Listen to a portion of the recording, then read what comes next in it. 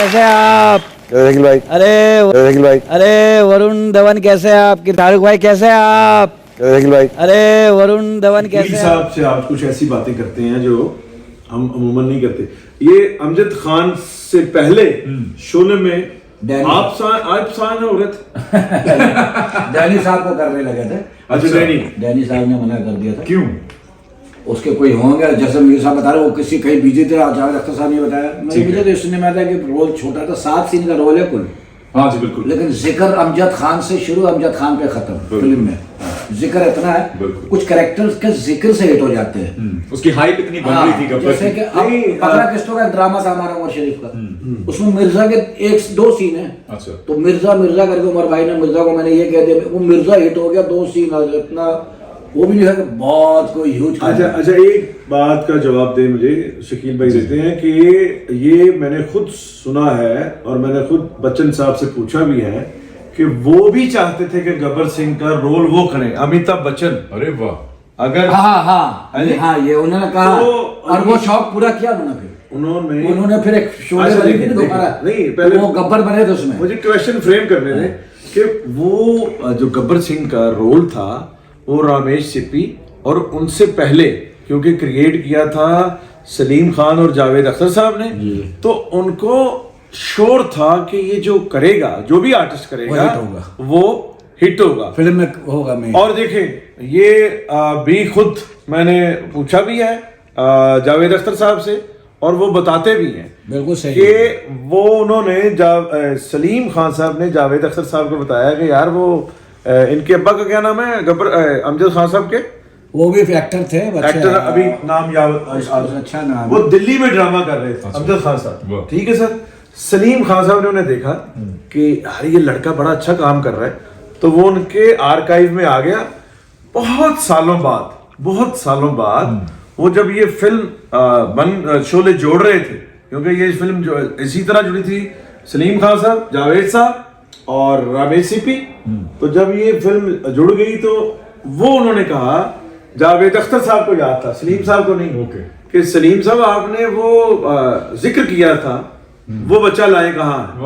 तो फिर ये अमजद खान आए, तो जब ये बोले तो उनकी आवाज में, आप तो वोकल के आदमी हैं, उनकी आवाज में एक तीव्र सुर है। ओके, हाँ जी बिल्कुल ठीक, हाँ? बिल्कुल ठीक, तीव्र सुर है जो फेमिनिस्ट के करीब होता है, बिल्कुल ठीक, हाँ जी, कार्ड के दुरुस्त।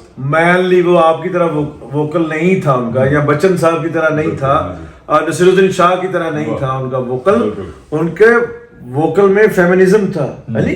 तो वहां काम कर रहे थे जम्बू जट अमिताभ बच्चन का इतना बड़ा ग्राम, तो उस वजह से उनके बोलने पे पहले एतराज हुआ। वो बात बताएं कि अमजद खान साहब ने जो आपके साथ शेयर की। वहाँ मैंने जो सुना है कहा है, वो जो उन लोगों ने बताया कि बोले हम डबिंग करा लेंगे किसी से। अच्छा, तो अमजद साहब बाकायदा सुना था, लिटरली रो पड़ा था कि यार मेरी पहली फिल्म, मतलब ऐसा मैं काम किया, मेरी आवाज नहीं हो। तो ऐसा बहुत होता ना, रानी जब आई थी, रानी मुखर्जी आई थी, उसकी पहली फिल्म, उसकी अपनी आवाज नहीं थी। बॉबी देओल की पहली फिल्म आई थी, उसकी अपनी आवाज नहीं थी, सनी देओल की थी। ठीक है ना, पहली फिल्म जब बॉबी की आई थी। ये आवाज आपकी अपनी है? मेरी अपनी है।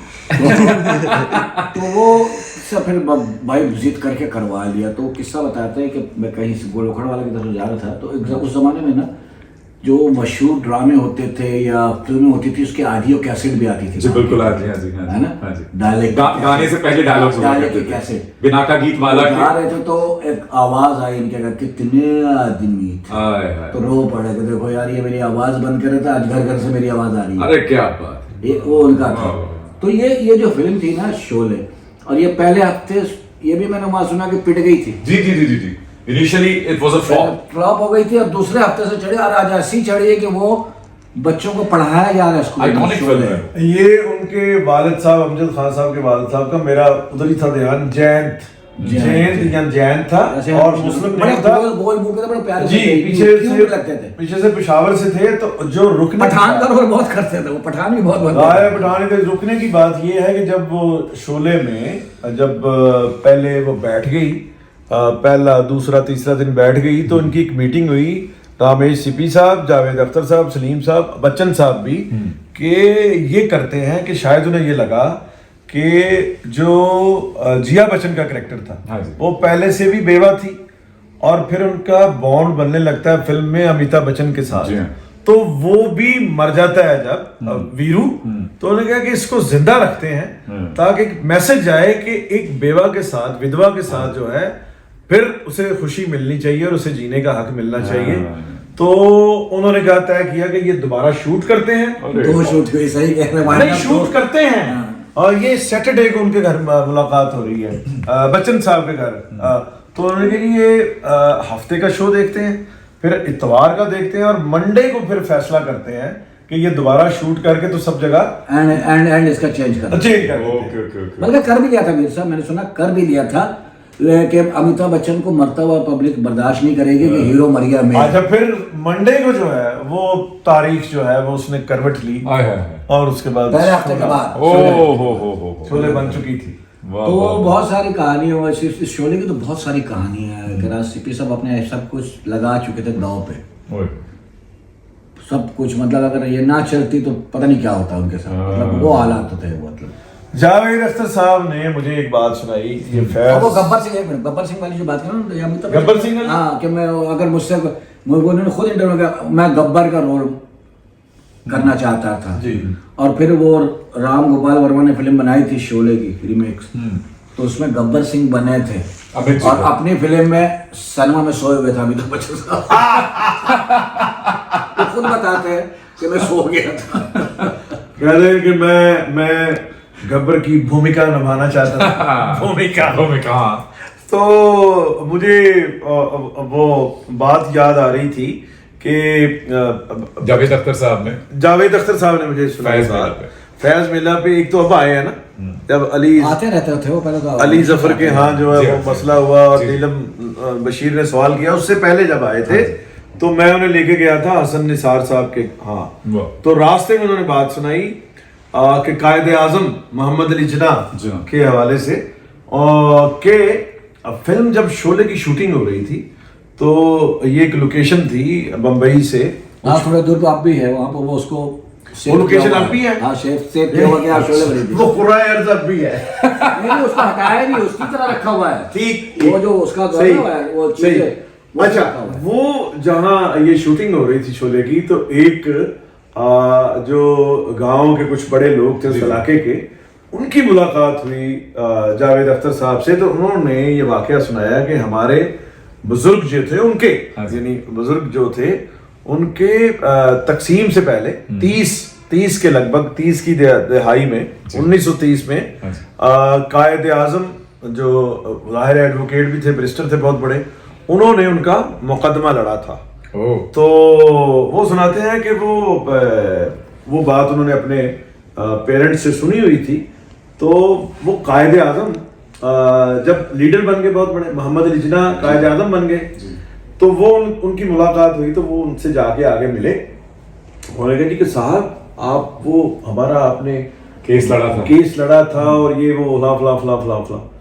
तो कायदे आजम ने सवाल किया कि मैं जीता था या हारा था। उन्होंने कहा नहीं सर आप जीते थे। तो कहते हैं फिर किसे याद होगा।